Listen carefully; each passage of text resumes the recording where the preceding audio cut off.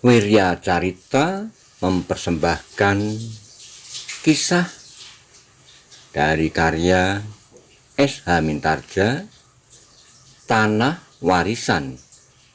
Selamat menikmati. Salam budaya.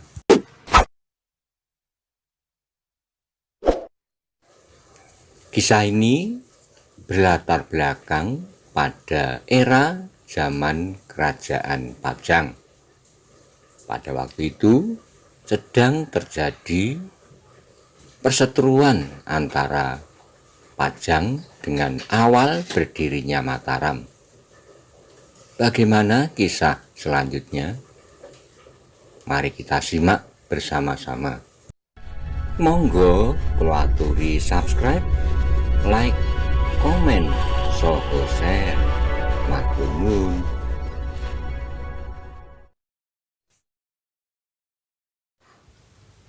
Kabar tentang Panggiring.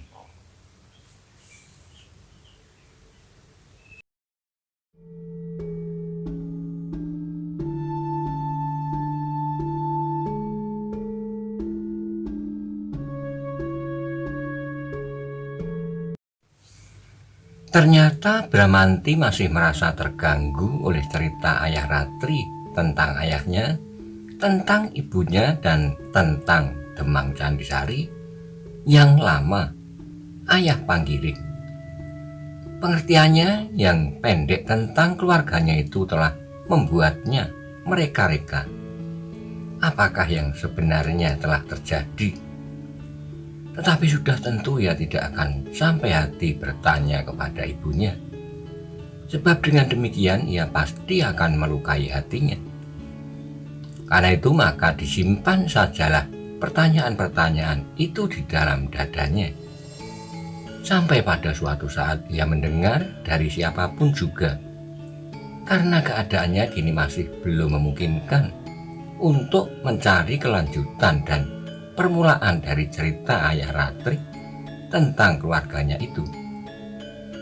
Demikian besar pengaruh cerita itu di hatinya, sehingga ia kehilangan segala macam gairah. Ia sama sekali tidak mempunyai selera untuk makan.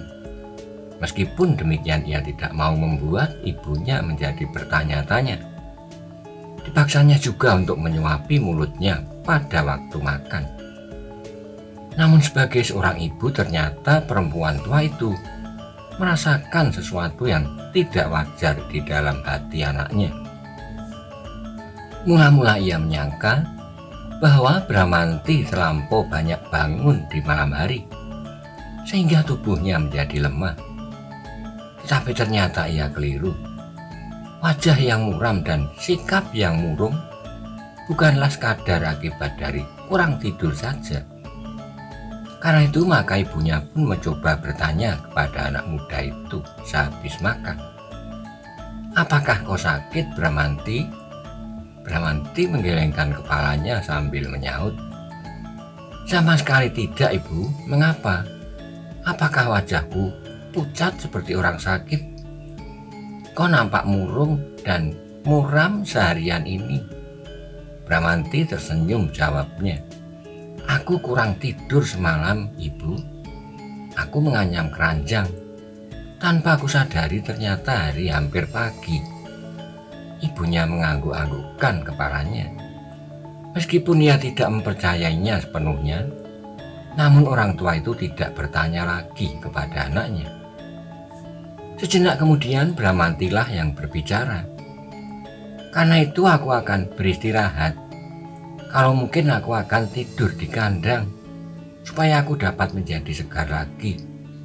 Ibunya mengangguk-anggukkan kepalanya. "Tidurlah." Bramanti pun kemudian pergi ke kandang di halaman rumahnya. Segera ia membaringkan dirinya di atas setumpuk jerami. Namun ternyata ia sama sekali tidak tidur. Sambil mengejap-ngejapkan matanya, ia merenungi dirinya sendiri dan seluruh keluarganya. Tetapi ia tidak dapat mengambil kesimpulan apapun. Namun kadang-kadang terbersit pula pertanyaan di dalam dirinya. Di manakah sekarang Kakang Panggiring itu? Bramanti sendiri tidak mengerti mengapa ia mengharap bahwa kakak seibunya itu untuk seterusnya tidak akan pulang kembali ke Kademangan. Sambil menggeleng-gelengkan kepalanya, ia bergumam, "Aku kurang mengenalnya dari dekat. Sebab sejak aku mulai menyadari keadaanku, Kakang Panggiring telah pergi." Untuk selanjutnya Bramanti berusaha meletakkan persoalan itu dari pikirannya. Ia ingin melupakan semuanya. Sekarang, katanya dalam hatinya, bagaimana aku mengatasi persoalan sendiri? Bramanti terkejut ketika ia melihat sebuah kepala tersembul dari bilik dinding kandangnya yang kosong. Sambil bangkit, Bramanti bergumam, kau membuat aku terkejut, Panjang." Panjang tersenyum, jawabnya, "Benar juga kata Temunggul. Kau benar-benar anak cengeng yang mudah terkejut dan mudah merengek." Bramanti tersenyum, katanya, "Masuklah." "Gatal," sahut Panjang. "Tidak, kandang ini sudah lama sekali tidak dipergunakan. Apalagi sejak aku perbaiki. Aku timbun jerami yang bersih di dalamnya dan aku selalu tidur di kandang ini, siang dan malam. Hanya dalam keadaan khusus saja aku tidur di dalam rumah." Panjang pun kemudian melangkah masuk dan duduk di samping Bramanti. "Kau semalam tidak pergi ke Kademangan, Bramanti? Ada apa di Kademangan?" ia bertanya.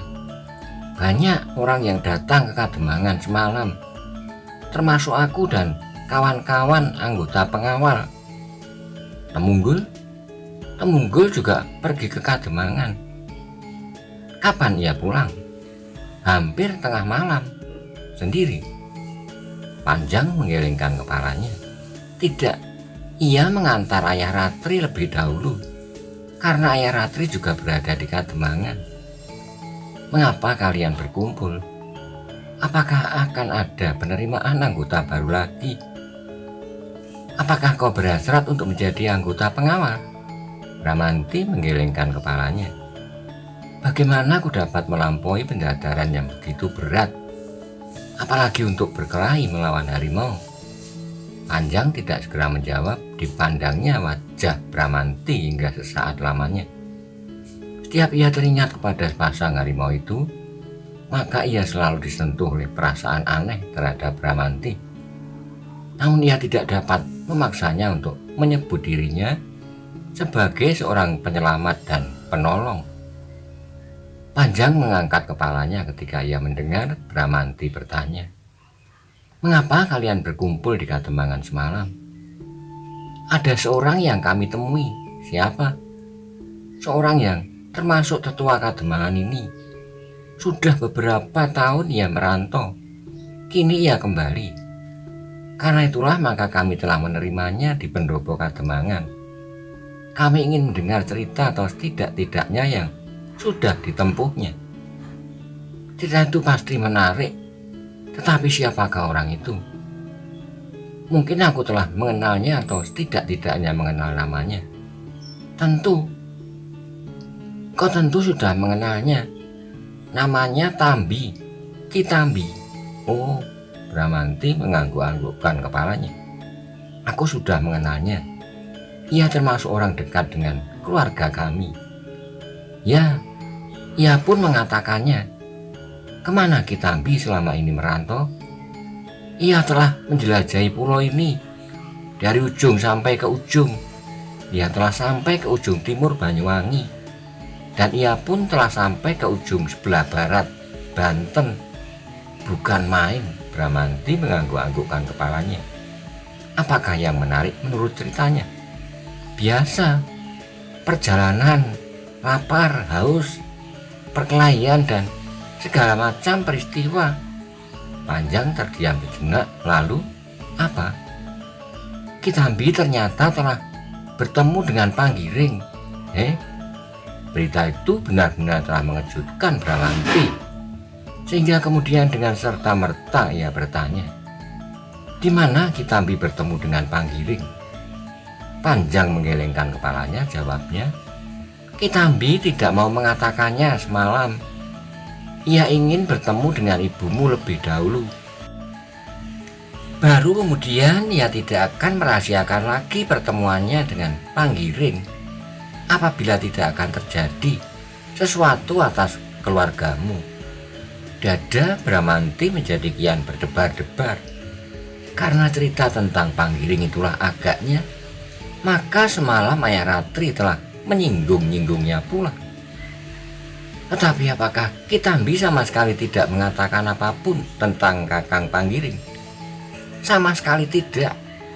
Bahkan atas pertanyaan Ki Demang pun Kitambi menggeleng. Ia harus bertemu dengan ibumu lebih dahulu. Bramanti menarik napas dalam-dalam.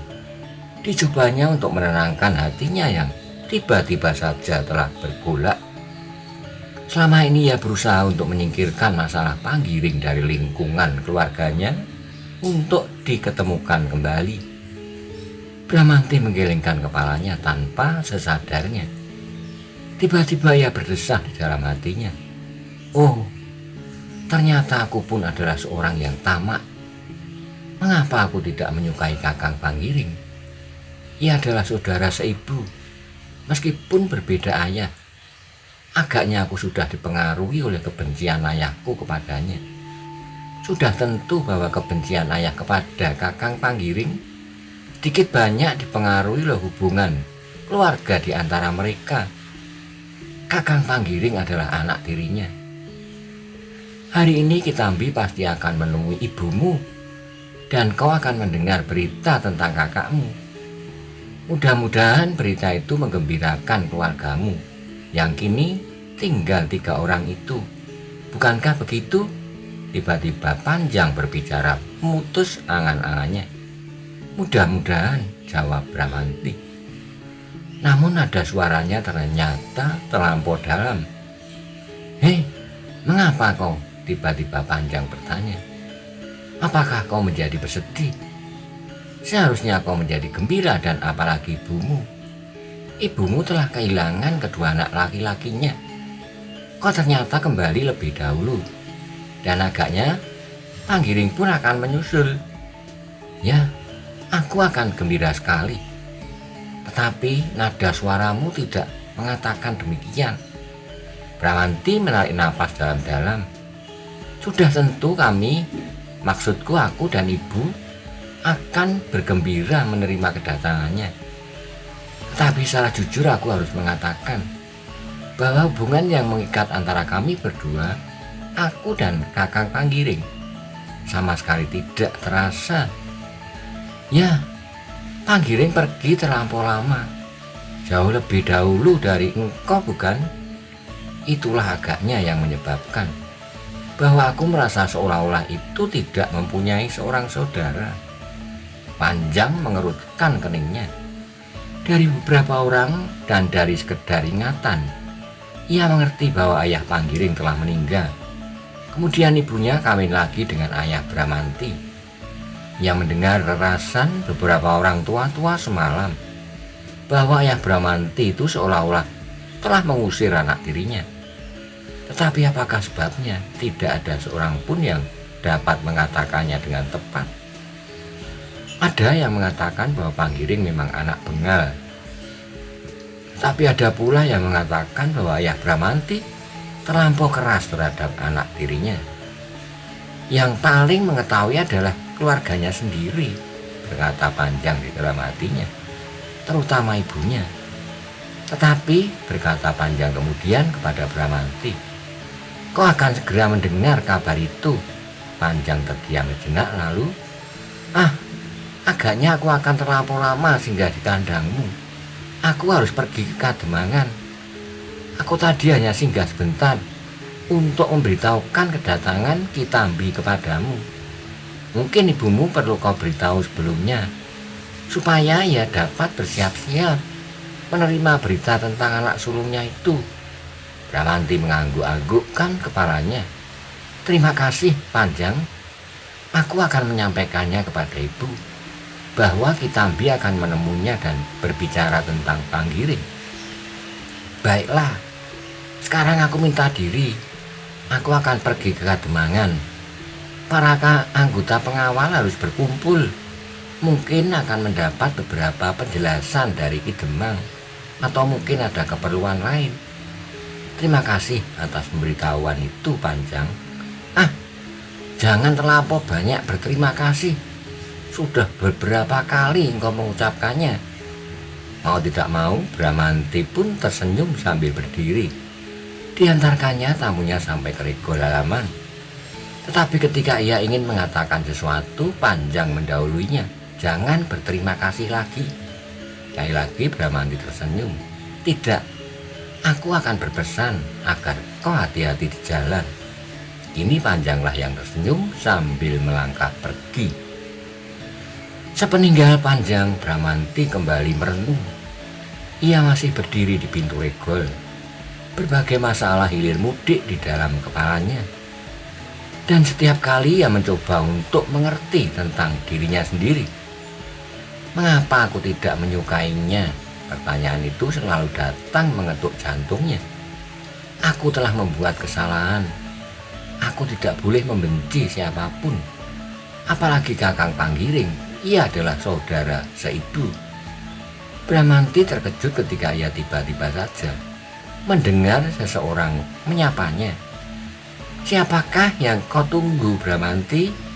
Bramanti tergagap ketika ia mengangkat wajahnya. Hatinya menjadi berdebar-debar. Yang berdiri di hadapannya adalah Ratri.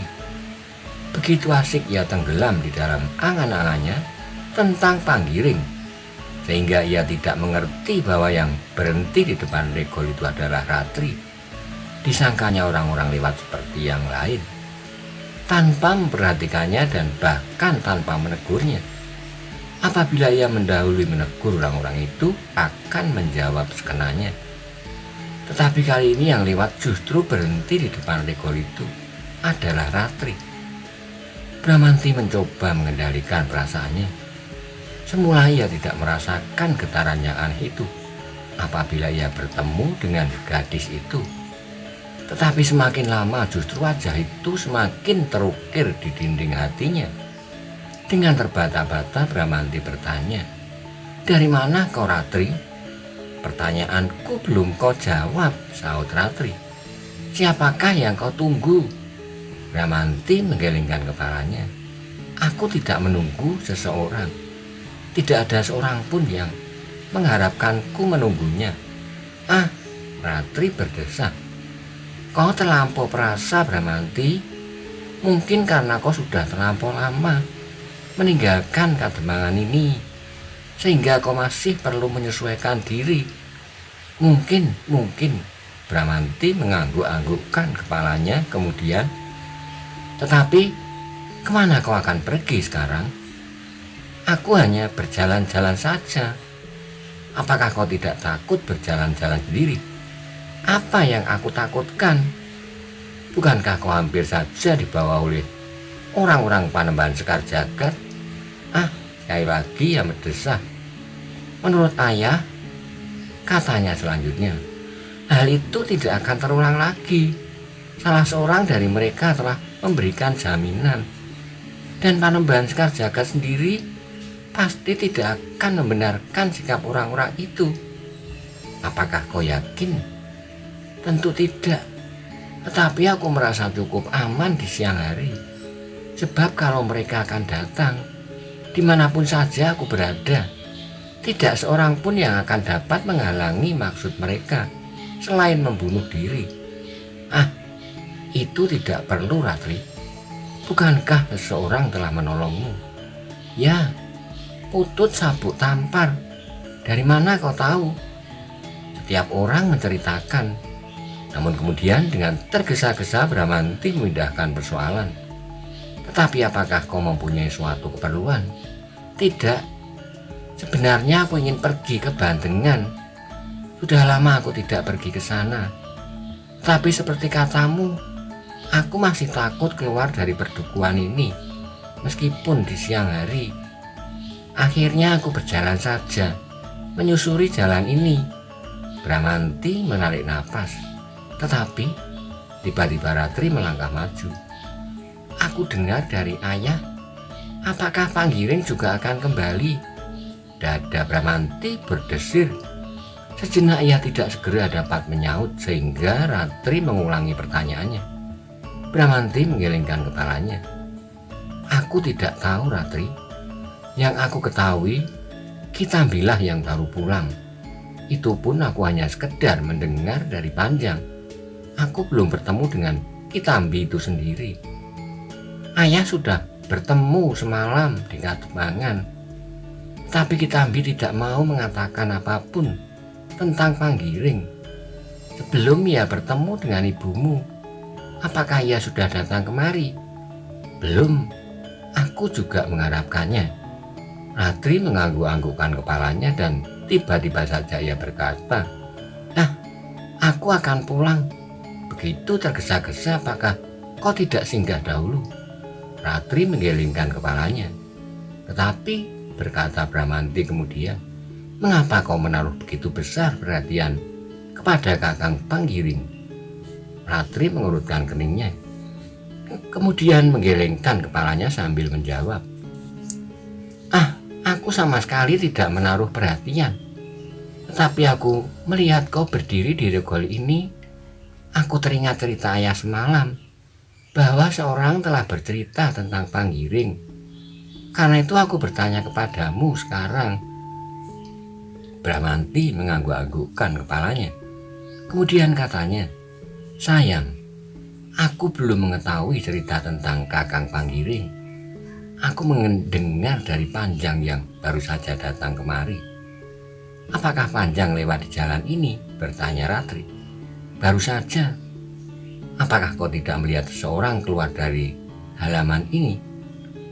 Kalau saja baru saja keluar itu Temunggul, maka aku pasti menyangka bahwa kalian memang telah berjanji untuk datang kemari. Karena begitu berurutan. Ratri mengerutkan keningnya. Jangan kau sebut-sebut lagi hal itu, Bramanti. Bramanti tersenyum katanya. Mengapa? Bukankah semuanya sudah beres? Apa?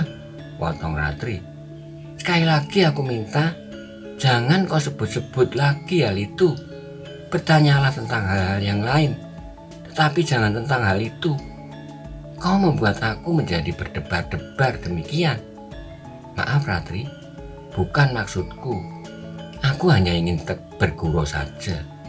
Aku tahu, tetapi aku minta jangan kau ulang lagi. Baiklah, aku akan berusaha untuk tidak menyebutkannya lagi. Terima kasih, sahut Ratri, yang kemudian katanya, aku akan meneruskan langkahku. Aku ingin mengunjungi kawan-kawan. Apakah kau tidak singgah dahulu? Ratri termenung sejenak, namun kemudian, terima kasih, Bramanti. Lain kali. Bramanti menarik napas dalam-dalam. Ia mempersilahkan Ratri singgah. Selain adat kebiasaan, tetapi ia mengharap Ratri menolaknya. Karena apabila Temunggul melihatnya atau siapapun yang akan menyampaikannya kepada Temunggul, maka ia akan menemui kesulitan. Ratri pun kemudian melangkah meninggalkannya. Ia berjalan searah dengan Panjang, tetapi kemudian Ratri berbelok ke jalan sempit menuju ke rumah kawannya. Bramanti pun kemudian masuk ke halaman rumahnya. Perlahan ia melangkahkan kakinya menuju ke kandang. Kemudian sambil mengangguk-anggukkan kepalanya, ia duduk bersandar di dinding. Sekilas terbayang seorang yang telah begitu lama tidak dijumpainya.